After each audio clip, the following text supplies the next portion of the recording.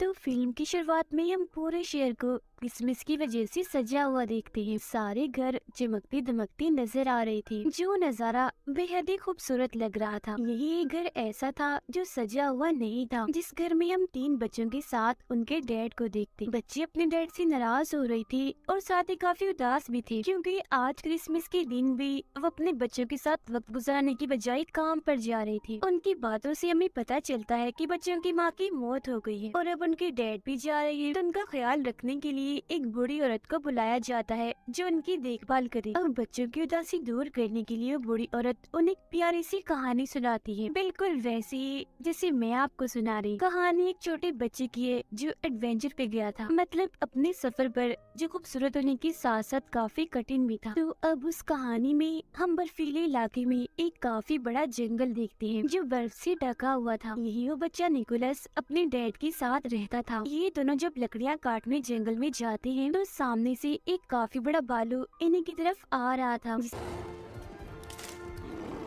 देखकर ये दोनों काफी डर जाते हैं और भागकर वापस अपने घर आ जाता है कि निकोलस ने अपनी मॉम को बचपन में ही खो दिया था। साथ ही उनकी माली हालत भी काफी खराब थी। वो काफी गरीब थी, क्योंकि ना तो उनके पास खाने के लिए ज्यादा सामान है और ना ही पैसे कमाने का कोई जरिया है। एक रात निकोलस अपने डैड को कहता है, चलिए पापा आज मुझे कोई कहानी सुनाए जो बहुत मजे की। तब उसके डैड उसे उसकी मॉम की ये कहानी सुनाती है कि काफी सालों पहले तुम्हारी मॉम ने इन बर्फीली चोटियों को पार किया। वहाँ 2 सोते हुए मॉन्स्टर थे जो दरअसल पहाड़ी थे। तुम्हारी मॉम उनके बीच से निकलकर दूसरी तरफ गई, जहाँ एक अलग ही नस्ल के लोग रहते हैं जिन्हें एल्फ्स कहा जाता है, और वो एल्फ्स का गांव था जिसका नाम एल्फेम था। एल्फ्स दरअसल होते तो इंसान ही है, बस उनकी शक्ल सूरत थोड़ी सी अलग होती है, मतलब उनके कान थोड़े सी नुकीले और लंबे होते हैं। वो एल्फ्स लोग कोई आम नहीं थे, बल्कि उनके पास जादुई शक्तियाँ थी। उन्होंने तुम्हारी मॉम के साथ काफी अच्छा बर्ताव किया, काफी अच्छे से उनका वेलकम किया, और फिर जब तुम्हारी मॉम वापस लौटी तो उनके पास बहुत सारी चॉकलेट्स और खिलौने थे जो आसपास के लोगों में हमने बांट दिए, जिससे हर तरफ खुशियाँ फैल गई। इसी दौरान उन्हें कमरे में किसी जानवर की होने का एहसास होता है। तब उसके डैड उस जानवर को मारने के लिए कुल्हाड़ी उठाकर उसे ढूंढने लगते हैं, मगर देखते हैं कि वो जानवर तो एक छोटा सा चूहा है, जिसे मारने की उसके डैड बहुत कोशिश करते हैं, मगर हर बार वो बचता रहता है। जिसके बाद वो चूहे को निकोलस के कहने पर छोड़ देती, क्योंकि वो छोटा सा चूहा उसे बहुत ही प्यारा लग रहा था और वो उसके साथ दोस्ती करना चाहता था। फिर अगली सुबह निकोलस उसका नाम भी रख देता है। वो उससे बात करने की कोशिश करता है और चूहे को भी कहता है कि तुम भी बोलो, जिस पर उसके डैड कहते हैं बेटा चूहे नहीं बोल सकते। जिसके बाद दोनों बाप बेटे राजा के महल में जाते हैं, क्योंकि आज उन्होंने अपने गाँव की रहने वाली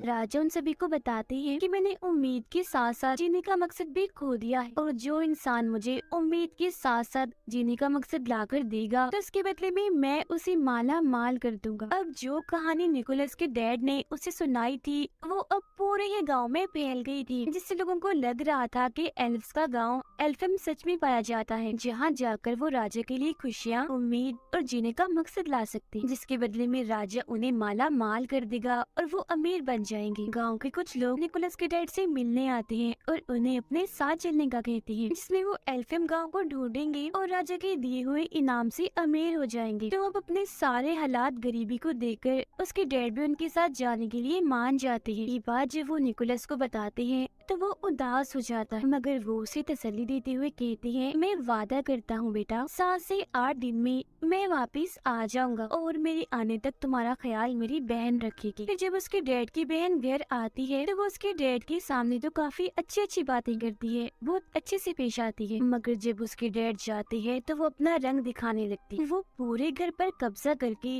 निकोलस के साथ काफी बुरा करती है। वो उसका सामान देकर घर से बाहर निकाल देती है। सामान में निकोलस की एक गुड़िया भी थी जो सब्जी की बनी हुई थी। वो उसे बेहद ही प्यारी थी, क्योंकि उसकी मॉम ने वो बनाई थी, जो उनकी आखिरी निशानी थी। Look, it's got a face. Oh.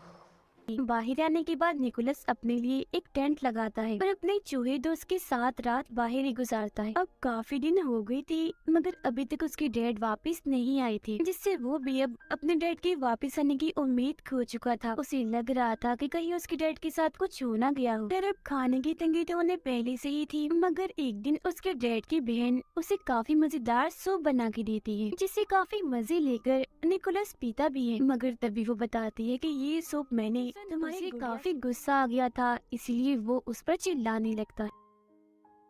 मगर अब तभी निकोलस की नजर अपने जलती हुई टोपी पर जाती है जो उसकी मॉम ने ही बनाई थी। तब वो जल्दी से टोपी लेकर बाहर आता है और बर्फ में उसे लगाकर आग बुझा देता है। वो देखता है कि टोपी पर एक नक्शा बना हुआ है और ये नक्शा बिल्कुल वैसे था जैसे उसके डैड ने उसे कहानी सुनाई थी, जिससे वो समझ जाता है कि उसकी मॉम की कहानी सच्ची थी। एल्फिम का गाँव सच में पाया जाता है जहाँ जादू है, तो इसीलिए अब वो ये फैसला करता है कि मैं भी उस गांव में जाऊंगा। और फिर अगले ही दिन वो अपने साथी चूहे के साथ अपने सफर पर निकल जाता है। सफर के दौरान वो चूहे को नए नए अल्फाज सिखा रहा था, हालांकि उसे पता भी था कि बोल नहीं सकता। पूरा एक दिन का सफर तय करने के बाद वो एक गाँव में पहुँचता है जहाँ उसकी मुलाकात एक बूढ़ी औरत से होती है जो उसे वापस जाने का कहती है और ये भी कि तुम्हारी मेहनत बेकार जाएगी। एल्फिम नहीं पाया जाता, उसकी तलाश में ऐसे जगह जगह मत भटको। मगर वो उसकी बात नहीं मानता और अभी भी अपना सफर जारी रखता है। कुछ और दिन का सफर करने के बाद वह गुफा में पनाह लेता है। वहाँ भी बर्फ थी तो पत्थर को रगड़कर वो आग जलाता है और फिर दुआ करने लगता है कि अगर जादू सच में पाया जाता है तो मेरा चूहा बोलकर दिखाए। और फिर तभी सच में उसका चूहा बोलने लगता है, जो देख निकोलस काफी चौंक जाता है।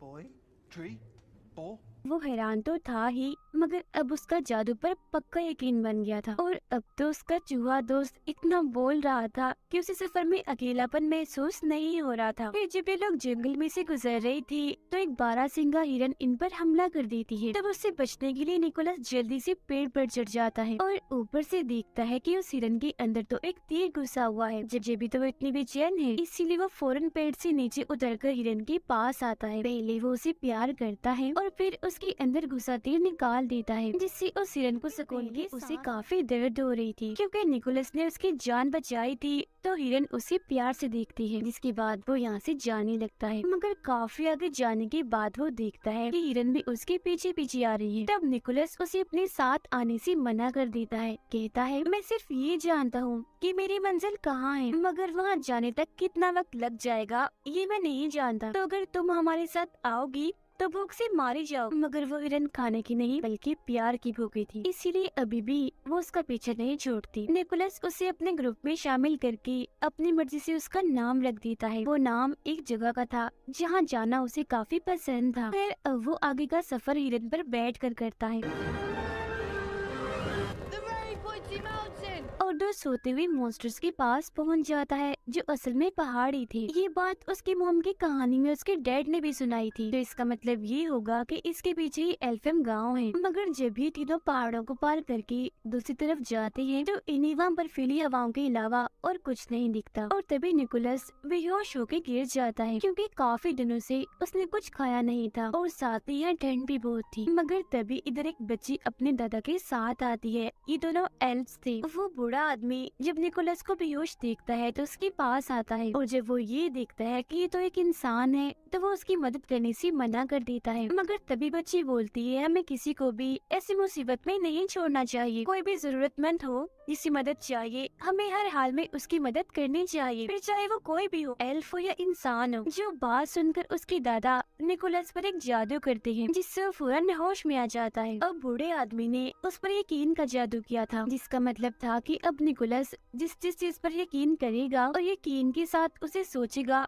तो वही होने लगेगा, मतलब कि वही यकीन उसे दिखने लगेगा। निकोलस उन्हें बताता है कि मैं यहाँ अपने डैड को ढूंढने आया हूँ जो एल्फिम की तलाश में निकले थे मगर वापस नहीं आए। जिसके बाद वो उनसे पूछता है अच्छा अब आप ही बता दें। बोलती है कि अभी हम एल्फिम के बाहर ही खड़े हैं, मगर उसे तो वहाँ बर्फ के अलावा और कुछ भी दिखाई नहीं दे रहा होता। तो बूढ़ा आदमी उसे कहता है तुम यकीन करो और फिर सोचो। और जब निकोलस यकीन करता है और ये सोचता है कि मेरे सामने एल्फिम गांव है तो उसे अब की बार सच में एल्फिम गांव दिखने लगता है। अंदर आने के बाद ये लोग एक खुफिया रास्ते से उसे एक पार्टी में लेकर जाते हैं जहाँ सब लोग नाच रहे थे और खाने की मजे मजे की चीजें भी इधर पड़ी हुई थी जिनमें मीठी और बच्चों की चीजें ज्यादा थी क्योंकि आज दरअसल यहाँ क्रिसमस होती है। चूहा तो यहाँ का माहौल देखकर बहुत ही खुश होने लगता है और खाने की चीजों में घुसकर खूब मजे करता है।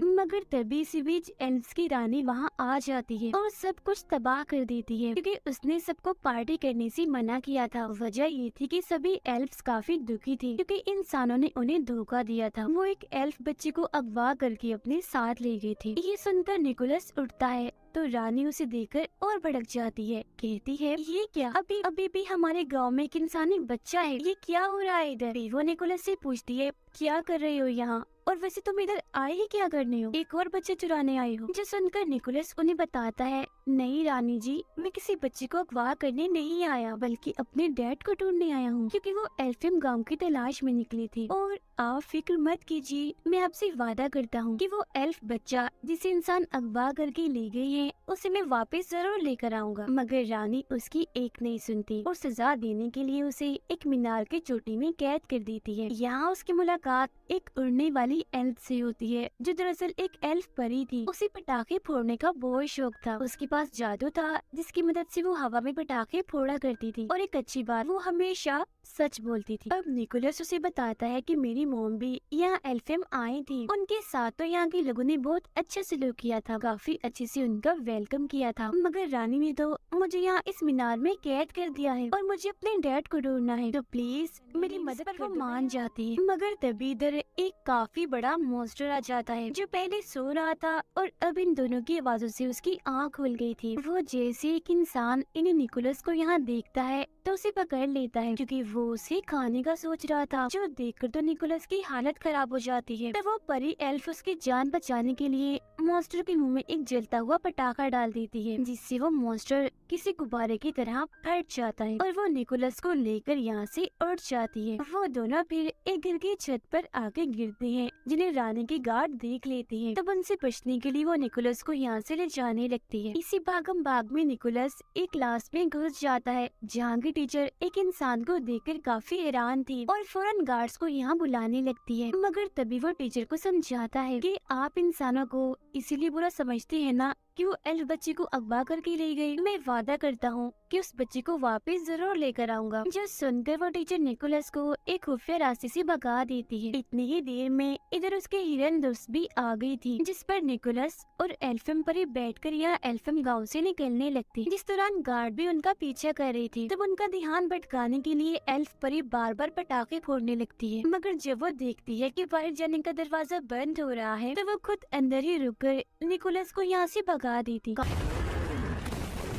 काफी मीलों का सफर तय करने के बाद भी निकोलस को उस अगवा हुए एल्फ बच्चे का कोई नामो निशान नहीं मिलता। फिर जब वो गॉड से दुआ करता है कि मुझे कोई रास्ता दिखाएं, तो तब उसे जंगल में एक गोल्डन रंग की रस्सी बंधी हुई दिखती है, जिसका पीछा करने पर वो एक पिंजरे तक पहुंचता है। इसमें और कोई नहीं बल्कि वो एल्फ बच्चा कैद था। अब इससे पहले वो उसे यहाँ से निकालता, तब इधर कुछ लोग आ जाते हैं, जिनमें निकोलस की डैड भी थी। वो अपने डैड से गले मिलता है और कहता है कि हमें इस एल्फिम बच्चे को वापस छोड़ना होगा, जिस पर उसके डैड समेत सब लोग मना कर देते हैं। कहते हैं कि नहीं, हम इसे वापस नहीं दे सकते, क्योंकि हो सकता है कि राजा इसे देखकर खुश हो, इससे उन्हें उम्मीद और जीने का मकसद मिले, जिसके बदले में देंगे। तो इसीलिए अब ये निकोलस को भी पेड़ से बांध देते हैं। उसे उसके डैड ही बांध रहे थे। जिस दौरान चूहा उनसे बोल रहा था, उन्हें ऐसा करने से मना कर रहा था। अब चूहे को बोलता हुआ देखकर वो भी काफी हैरान थे।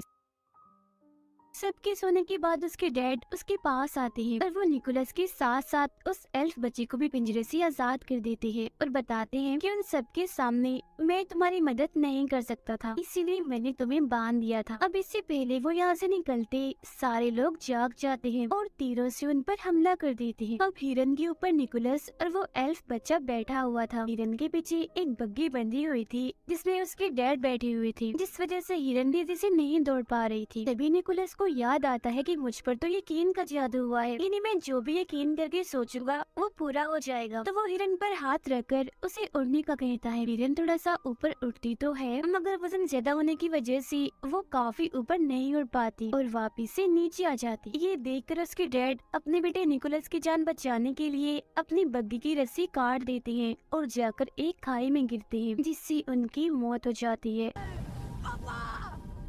जो देख उसे काफी दुख होता है। और इसके बाद हिरन निकोलस और अगवा हुए एल्फ बच्चे को एल्फेम पहुंचा देती है। अब क्योंकि निकोलस ने अपना वादा पूरा कर दिया था, यानी उस बच्चे को वापस लाने का, तो ये देखकर एल्फेम की सारे लोग काफी खुश हो जाते हैं और उस बच्चे का डैड निकोलस को ढेर सारे खिलौने देता है, जिससे उसे बहुत खुशी मिलती है। मगर खिलौनों को देखकर उसे ख्याल आता है कि क्यों ना मैं भी क्रिसमस के मौके पर सब बच्चों में खिलौने और चीजें बांट कर खुशियाँ फैलाऊं। इसीलिए वो सभी एल्फ से कहता है कि आप यहाँ जो कुछ भी बनाते हो, इन्हें खिलौने, खाने पीने की चीजें मेरे लिए आप वो बहुत सारे बना दी, ताकि मैं उन्हें बच्चों में बांट कर खुशियाँ फैला सकूं। तब उसकी ये बात सुनकर सारे लोग खिलौने और खाने पीने की चीजें, चॉकलेट्स, कैंडीज वगैरह बनाने में लग जाते हैं और बहुत सारा सामान वो बना भी लेते हैं, जिसे काफी बड़े थैले में डालकर निकोलस को देते हैं, जो लेकर वो यहाँ से जाने लगता है। अभी वो थोड़ा आगे गया ही था कि तभी इधर रानी आ जाती है और उसे रोकने के लिए अपना जादू करती है और उसे उल्टा लटका देती है, क्योंकि वो इंसानों को पसंद नहीं करती थी। उसका मानना था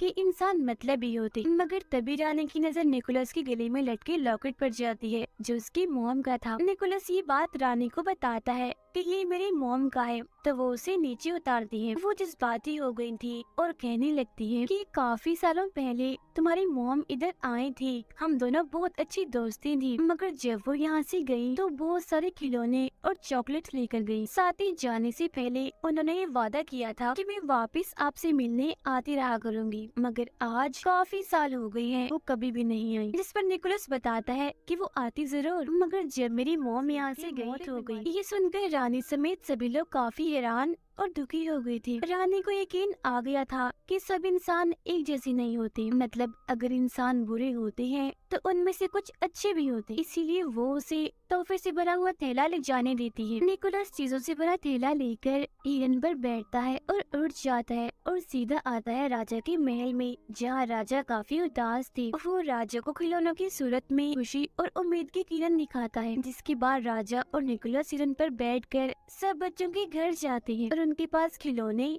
और चॉकलेट्स, कैंडीज रखते हैं, क्योंकि जब बच्चे सुबह उठकर अपने खिलौने देखकर खुश होंगे तो बच्चों की वो खुशी ही राजा के लिए उम्मीद की किरण होगी। सब बच्चों को खिलौने बांटने के बाद राजा निकोलस से कहते हैं कि मेरे लिए काम करो, खिलौनों की सूरत में बच्चों को खुशियाँ और उम्मीद देनी होगी, और इस काम में मैं भी तुम्हारा साथ दूंगा। और साल का वो दिन होगा क्रिसमस का दिन, जिस पर वो मान जाता है। इसके बाद निकोलस अपने डैड की बहन के पास जाकर उन्हें भी चॉकलेट्स देता है और उड़ जाता है। उसे उड़ता हुआ देखकर वो काफी हैरान भी थी और अब उसे भी जादू पर यकीन हो गया था। अब ये प्यारी सी कहानी इधर ही खत्म हो जाती है, जो सुनकर वो तीनों बच्चे काफी खुश हो जाते हैं। ये नहीं शुरुआत वाले जिन्हें बूढ़ी औरत कहानी सुना रही। फिर जब वो नीचे आते हैं तो देखते हैं कि उनका पूरा घर क्रिसमस की लाइट्स और पेड़ों से सजा हुआ है, जो देखकर उन बच्चों की खुशी का तो कोई ठिकाना ही नहीं रहता। फिर जब वो बूढ़ी औरत बाहर जाने के लिए अपनी टोपी पहनती है तो बच्चों को उनके बड़े से नुकीले से कान दिख जाते हैं, जो देख वो समझ गई थी कि ये भी एक एल्फ ही थी। अब बाहर जाकर वो बूढ़ी औरत आसमान में अपने जादू से पटाखे फोड़ने लगती है, जो देख हम समझ जाते हैं कि ये और कोई नहीं बल्कि एल्फ परी है जो सच बोला करी। तो ये कहानी हमें बहुत सारे सबक देती है, यानी हमें हमेशा ही खुशियों को बांटते रहना चाहिए और दूसरों की मदद करनी चाहिए, फिर चाहे वो क्रिसमस का दिन हो या कोई भी। और हमें बुरों के साथ भी अच्छा करना चाहिए और हमेशा हर चीज के होने का यकीन रखना चाहिए। इसी के साथ ही ये प्यारी सी कहानी इधर ही खत्म हो जाती है।